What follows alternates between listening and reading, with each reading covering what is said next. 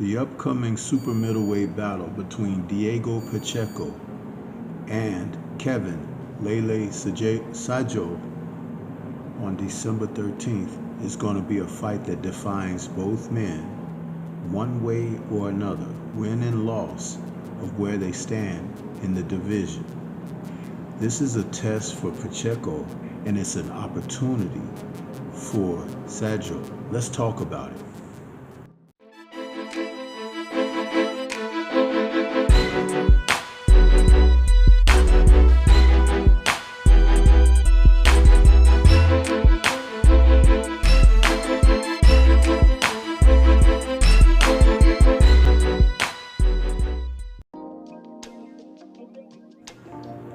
Diego Pacheco is going to take on Kevin Lele Sadjo this Saturday, December 13th, in a super middleweight battle between two men who are trying to assert themselves in the division and position themselves for a title shot.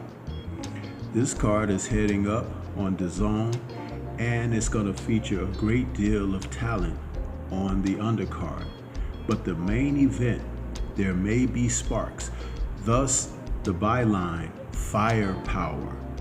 This card is being called with this main event. Now when you consider the likes of Pacheco, he's coming into this with a new trainer and a renewed interest in where he wants to go with his career.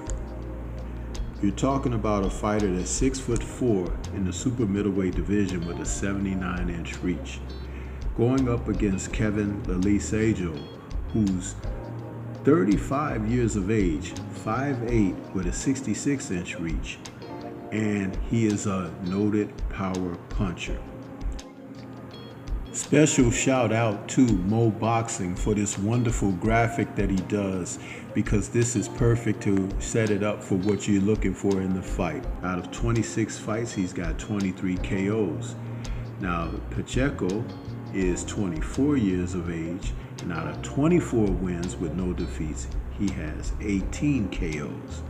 But this is not about the tail of the tape with these two men. It's about the measure of a man. Now, in the case of Pacheco, he's had a couple of opportunities to be considered for fights that will put him right there for either a title shot, if not even turning down a title shot. So we don't know what his objectives are until he steps in with Sadjo, because Sadjo is going to show us exactly what Pacheco is made of.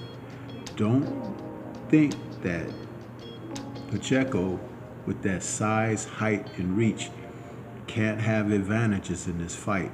He's a fighter that likes to mix it up, but he can use his height and reach.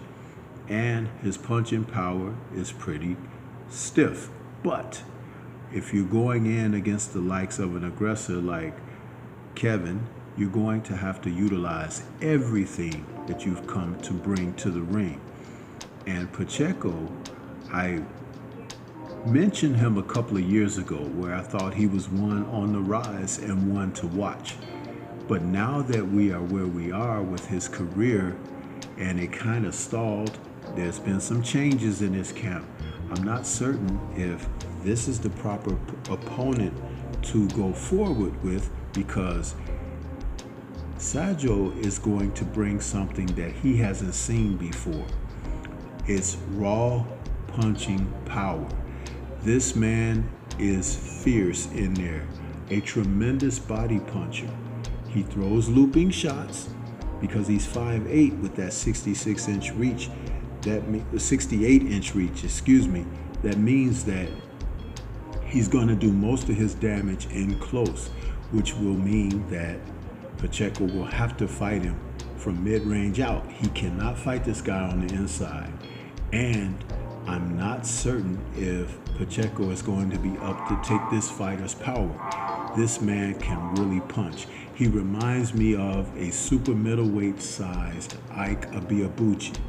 Fighting out of France and originally from Cameroon, Sadjo is one of boxing's best kept secrets. He's the type of fighter that's exciting and he brings a tremendous amount of aggression. So, in order for Pacheco to win, he's going to need all of the support from his coaches and trainers to keep him mentally sharp in this fight. He's going to have to keep his shape. He's going to have to punch with intent to keep Sadjo at bay. If he's able to do that, he can pull this fight out. But something tells me that Sadjo might get lucky. Don't be surprised if Pacheco hits the canvas in this fight, because this man punches.